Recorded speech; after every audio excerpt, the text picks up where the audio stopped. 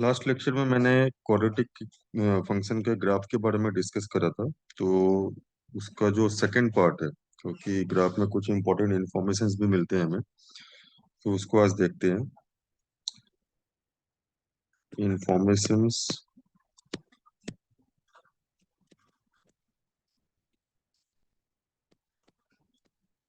From the graph of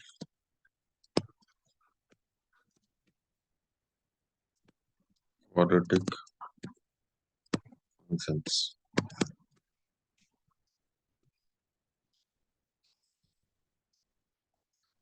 तो for this सबसे पहले मैं पॉइंट वाइज डिस्कस कर रहा हूँ कि क्या क्या हम डिस्कस करेंगे। पहले तो एक एग्जांपल लेंगे। An example to draw the graph.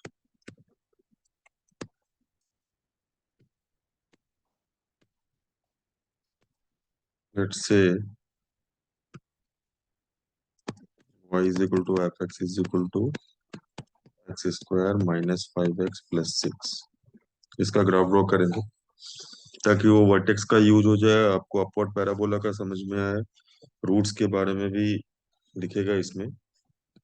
Second, roots का जो ज्योमेट्रिकल मीनिंग होता है उसको डिस्कस करेंगे। Roots of quadratic equation is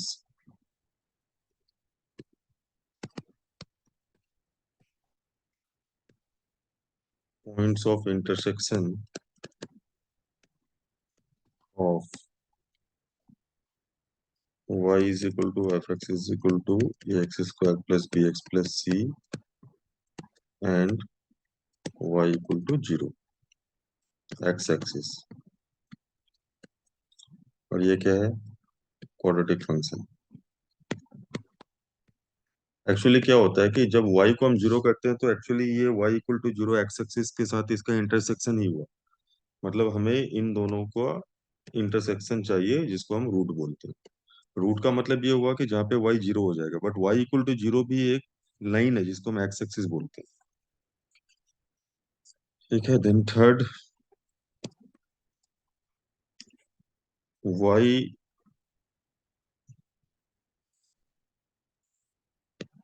a x square plus B x plus C is always positive if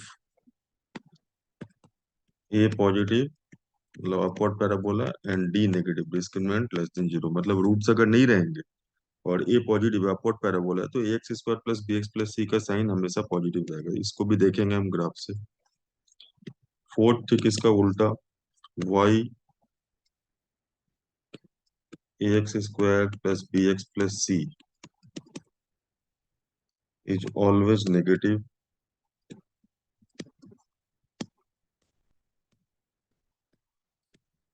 if a less than zero and D less than zero. Fifth,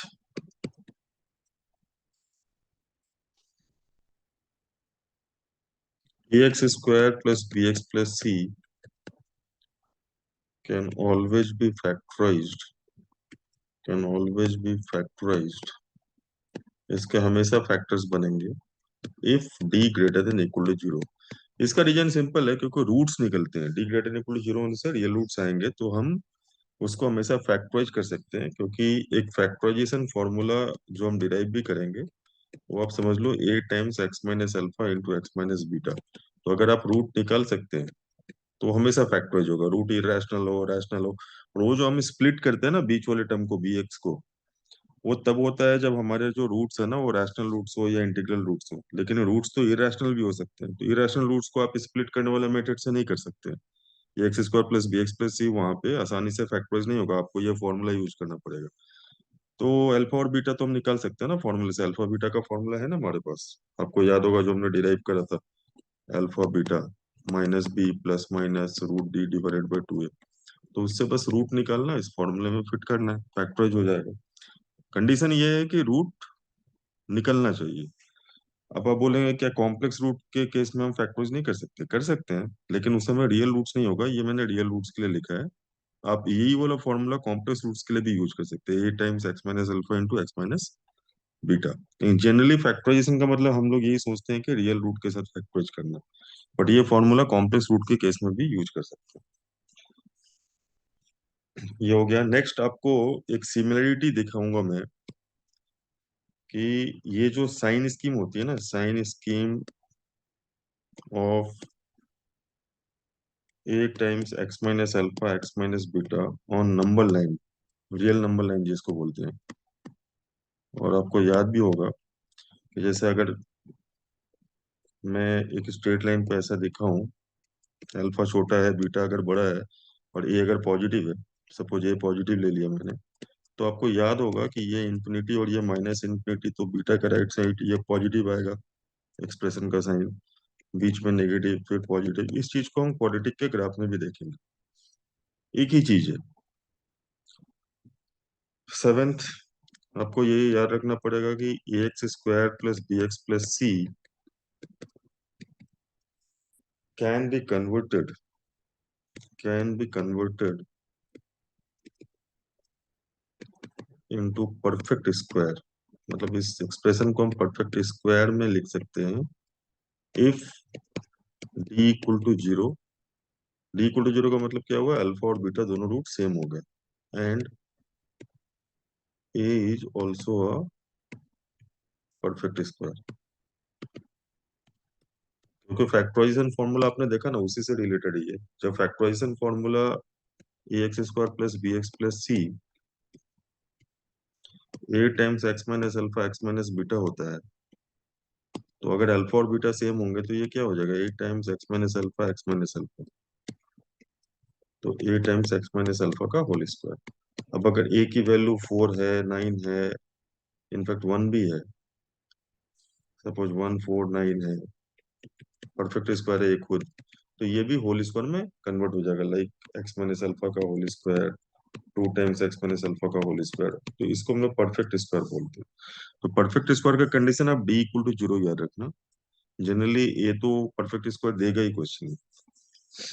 तो इन सारी चीजों को आप graph से बड़ी आसानी से देख सकते हो। तो सबसे पहले मैं फर्स्ट वाला पॉइंट डिस्कस करूं, हमें ग्राफ ड्रॉ करना है। To draw the graph of y is equal to f x is equal to x square minus 5x plus 6। अब मैंने लास्ट लेक्चर में बताया था कि हमें सबसे पहला काम वर्टेक्स निकालने का करना है, और ये देखना है कि पैराबोला अपवर्ड है या डाउनवर्ड है। बस ग्राफ ड्रॉ कर सकते हैं आप आसानी से। अब आप बोलेंगे क्यों इन दो चीजों से ही कैसे होगा? वर्टेक्स निकाल लिया और अपवर्ड और डाउनवर्ड। इसलिए होगा क्योंकि जब आप वर्टेक्स निकालते हैं ना, तो आपको एग्जैक्ट पोजीशन पता चल जाता है बॉटम पॉइंट का या टॉप पॉइंट का। तो फिर ये ऊपर अगर जाएगा तो एक्स एक्सिस को कट करेगा नहीं कट करेगा, रूट आएंगे नहीं आएंगे, सब कुछ विजिबल होता है। तो वर्टेक्स निकालते हैं। तो वर्टेक्स का फॉर्मूला है minus b by two a 4ac minus b square upon 4a। A की वैल्यू 1 है, बी की वैल्यू -5 है, सी की वैल्यू 6 है। अब इसको इसमें हमें पुट करना है।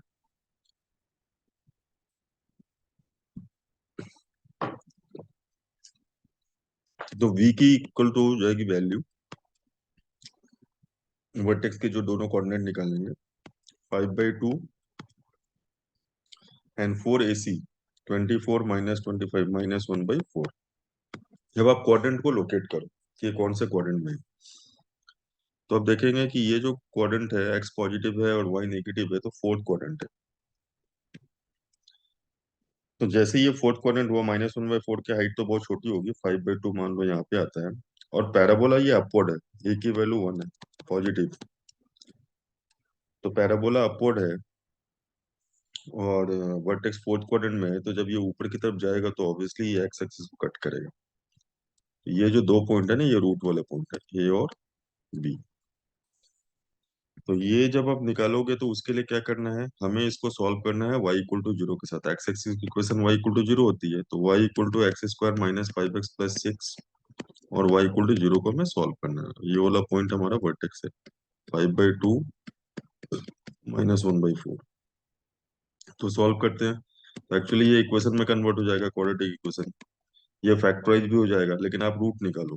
अब जो अल्फा बीटा फॉर्मूले से रूट निकालते हो ना, minus B plus minus root D by two a. D सबको पता है, b square minus four a c होता है। इसीलिए ये वाले फॉर्मूले को कभी कभी हम ऐसा भी लिखते हैं, माइनस बी बाई टू है माइनस डी बाई फोर है, क्योंकि डी क्या होता है, b square minus four a सी। तो जब आप इसको पुट करेंगे तो फाइव प्लस माइनस डी यहाँ पे वन आएगा, root one divided by two into one. तो six by two comma four by two, three comma two, ये अल्फा बीटा हमारे आ रहे हैं। तो ये बड़ा वाला थ्री कॉमा जीरो यहाँ पे लिखो, क्योंकि वाई कोऑर्डिनेट जीरो है, और ये टू कॉमा जीरो। अब वो बोलेंगे ये ए पॉइंट निकाल लिया, बी पॉइंट निकाल लिया, वर्टेक्स निकाल लिया, तो इसको क्यों छोड़ेंगे, ये वाला पॉइंट कौन सा है?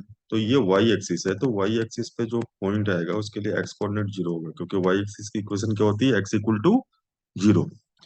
तो आपको कुछ नहीं करना है इस पॉइंट के लिए, मान लीजिए इसको मैं सी बोलूंगा, तो एक्स को जीरो पुट करना है। कहाँ पे? तो इस क्वाड्रेटिक फंक्शन में। तो जब आप एक्स को जीरो पुट करेंगे, वाई की वैल्यू आ जाएगी सिक्स। वाई की वैल्यू सिक्स आ गई, एक्स जीरो, तो ये जीरो कॉमा सिक्स है। सी की कोऑर्डिनेट क्या है, जीरो कॉमा सिक्स। बस ये ग्राफ बनकर रेडी है। तो आपको क्या क्या चीज देखना है, सबसे पहले वर्टेक्स, फिर अपवर्ड है कि डाउनवर्ड है। अपवर्ड है, वर्टेक्स मान लीजिए नीचे आ गया एक्स एक्सिस के, तो कट करेगा। अब वो दो पॉइंट पे कट करेगा, तो दोनों पॉइंट निकालने का मतलब है रूट निकालना। तो आपने रूट फॉर्मूले से निकाल लिया। और अगर ये वाई एक्सिस को कट कर रहा है, तो वाई एक्सिस के लिए एक्स को जीरो पुट कर दिया, है ना। जनरली वाई एक्सिस को कट करेगा, क्योंकि ये जो इसकी विड्थ है ना, ये ऐसा लग रहा है डायग्राम में कि इतना, लेकिन ये तो फैलता जाएगा, और ये पूरा माइनस इन्फिनिटी से लेकर इन्फिनिटी तक जाएगा। मतलब एक्स का जो वैल्यू होता है वो पूरा माइनस इन्फिनिटी से प्लस इन्फिनिटी जाता है, और वाई का जो वैल्यू है अपवर्ड पैराबोला में, वर्टेक्स से स्टार्ट होगा और इन्फिनिटी तक जाएगा। ये भी आपको याद रखना हो, ठीक है। तो ये फर्स्ट पॉइंट हुआ। Now second point, roots of the quadratic equation is point of intersection of y equal to f x and y equal to zero. ये मैंने यहाँ पे एक्सप्लेन कर दिया, यही है सेकंड पॉइंट। ये जो है, ये सेकंड पॉइंट है कि रूट्स का मतलब क्या है। रूट्स का मतलब है, roots means intersection points, intersection points of y is equal to f x is equal to a x square plus B x plus c and y equal to zero. इसको हम x axis बोलते हैं। तो जैसे ही हम y को zero करेंगे यहाँ पे, तो ये क्वाड्रेटिक इक्वेशन में कन्वर्ट हो जाएगा, और हम फिर रूट का फॉर्मूला लगा सकते हैं। उससे जो x के दोनों वैल्यू जाते हैं वही है अल्फा और बीटा है। तो सेकंड वाला भी एक्सप्लेन हो चुका है इसमें। थर्ड क्या है, y x square plus B x plus C is always positive.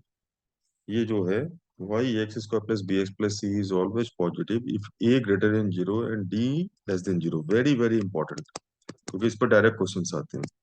अगर ए पॉजिटिव होगा और डी नेगेटिव होगा, तो क्वाड्रेटिक एक्सप्रेशन हमेशा पॉजिटिव होगा। क्यों, देखो आप,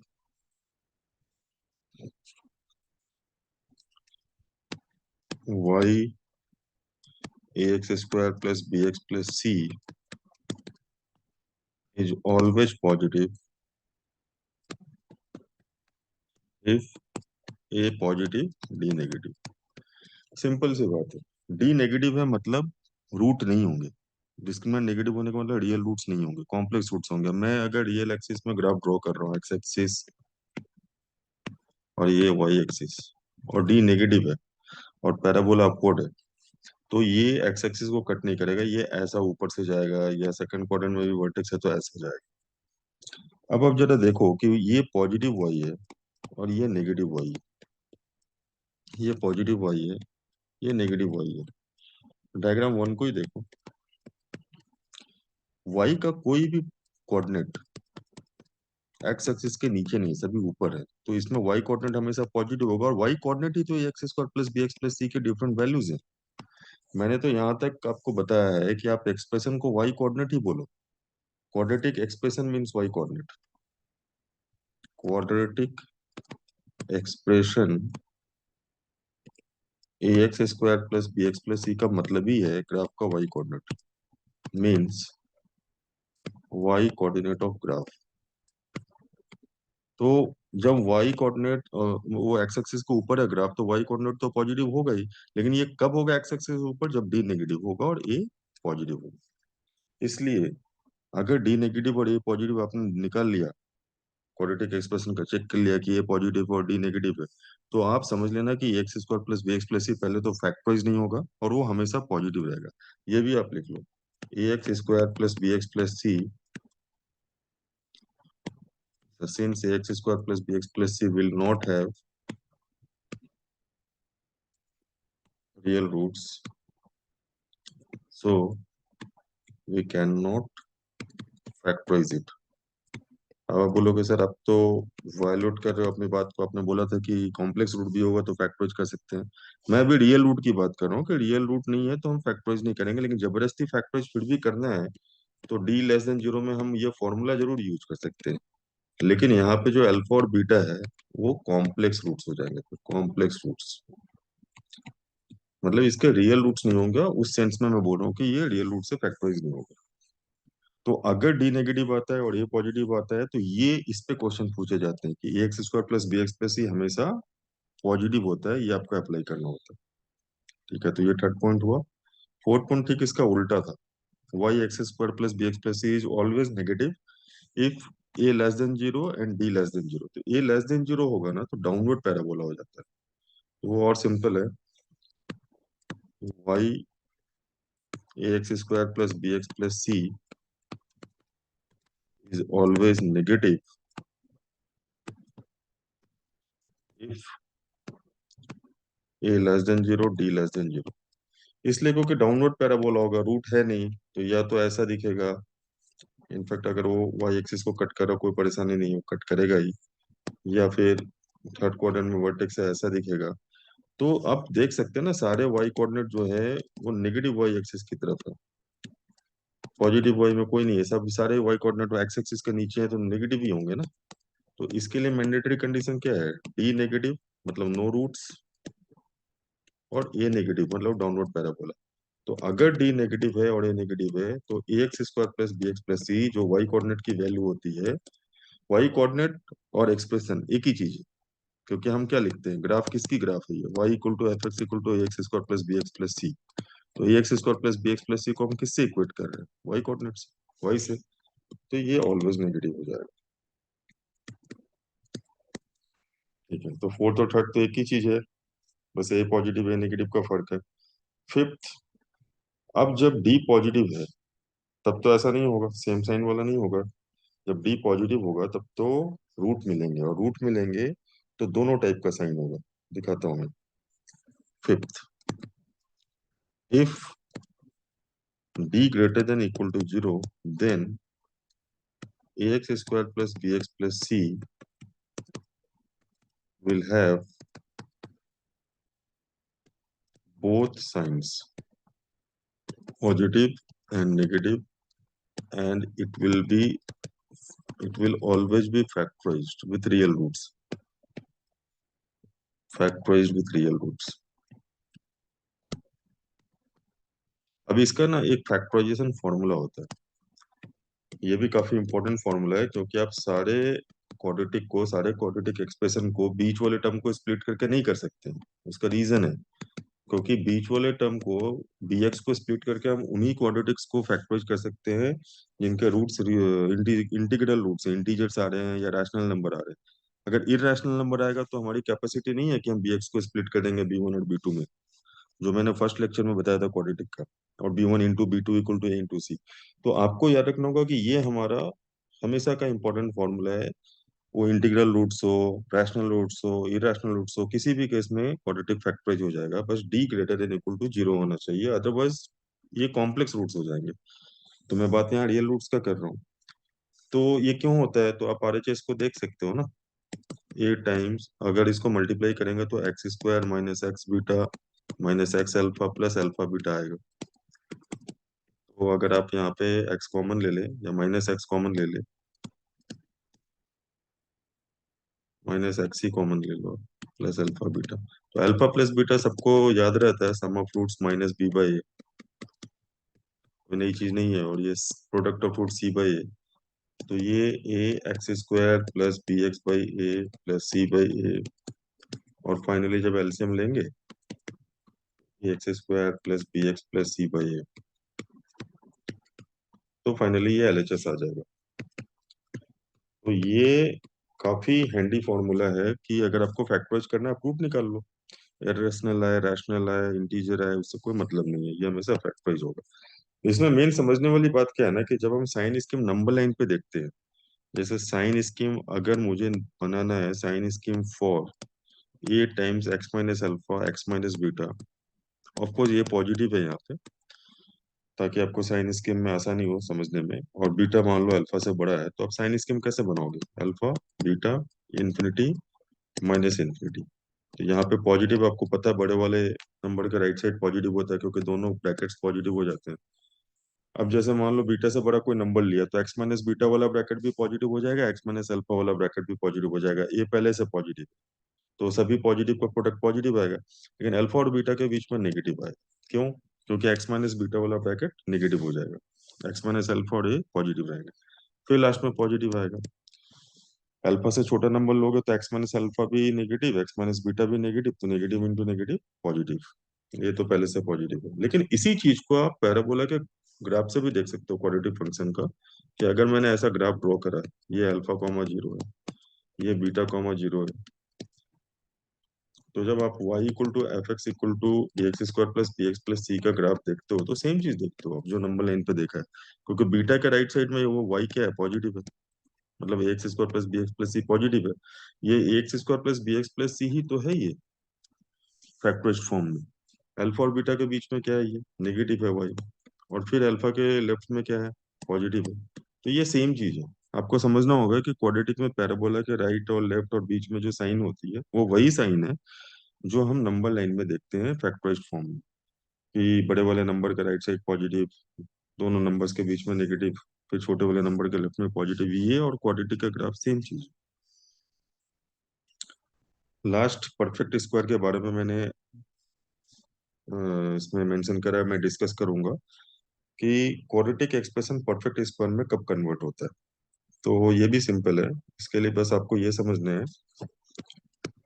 कि डी जीरो होना चाहिए, डिस्क्रिमिनेंट। तो इसमें मैं लिखता हूँ if D equal to zero, then a x square plus B x plus c will be converted into a perfect square if a is also a perfect square। a का तो perfect square होना बनता है ना, क्योंकि a से multiplied है वो। जब हम फैक्टराइजेशन फॉर्मूला लिखते हैं, तो हम क्या लिखते हैं, a times x minus alpha x minus beta, और मैंने क्या बोला, डी जीरो है, तो डी जीरो होने का मतलब रूट्स इक्वल हो जाते हैं, अल्फा इक्वल टू बीटा, तो आप यहाँ पे क्या पुट करोगे, एक्स माइनस अल्फा, बीटा की जगह भी अल्फा, तो a times x minus alpha का होल स्क्वायर। अब ये ए जो है, अगर ये खुद परफेक्ट स्क्वायर है, सपोज ये के स्क्वायर है और ये एक्स माइनस अल्फा का स्क्वायर, तो ये कन्वर्ट हो जाएगा ना परफेक्ट स्क्वायर में। तो ये आपको समझना होगा कि अगर क्वाड्रेटिक के बारे में ऐसा क्वेश्चन आ रहा है कि क्वाड्रेटिक एक्सप्रेशन परफेक्ट स्क्वायर में कन्वर्ट हो जा रहा है, तो आपको समझना होगा कि वहाँ डी जीरो है और ए भी एक परफेक्ट स्क्वायर है। परफेक्ट स्क्वायर का मतलब ए या तो 1 है, 4 है, 9 है, 16 है, इस टाइप का। तो आप इसको पॉइंट बाय पॉइंट देखिए, काफी वैल्यूएबल इंफॉर्मेशन है ग्राफ के थ्रू, और कभी भी आपको रिवीजन करना हो एग्जाम के पहले, तो आप इस वीडियो को रिफर कर सकते हैं। Thank you.